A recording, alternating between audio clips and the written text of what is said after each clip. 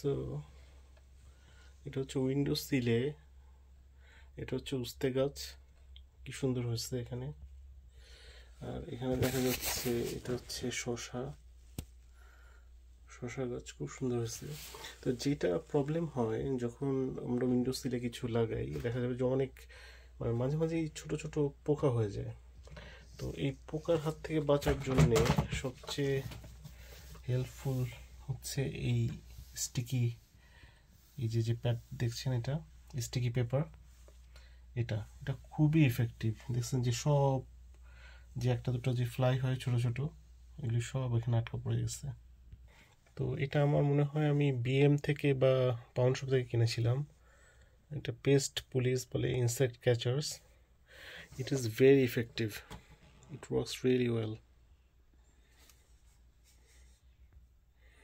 So এটা আপনারা ইচ্ছা করলে এটা করতে পারেন, ইউজ করে দেখতে পারেন। আমি যতবার এটা ব্যবহার করছি, এবং পিঁপড়া টিপড়া এগুলি ক্ষেত্রেও কাজ করে।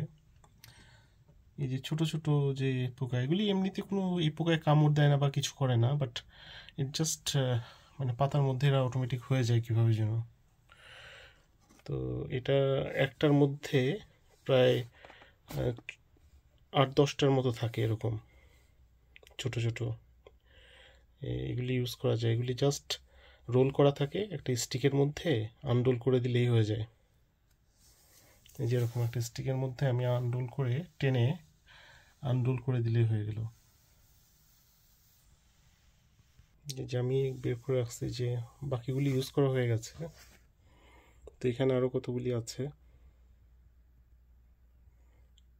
সো এই যে এরকম এক একটা রোলের মধ্যে থাকে।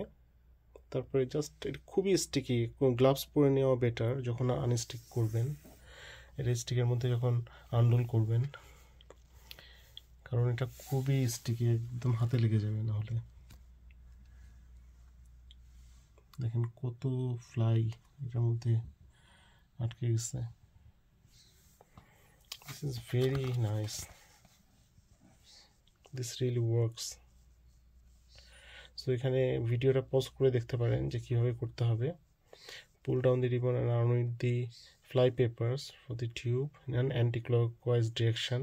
Remove the thumb tag from the cap. এর মধ্যে একটা ইসের মতো একটা নিডলের মতো থাকে, এটা একটু কেয়ারফুল থাকবেন, কারণ হচ্ছে নিডলটা এটা খুবই খুবই শার্প। সো এই নিডলটা রিমুভ করার সময় একটু কেয়ারফুল থাকতে হবে। So that's all. So that's a nice, really, insect sticky fly paper. You can all try it if you have this problem. So it is working really well for me here, and you can see the proof.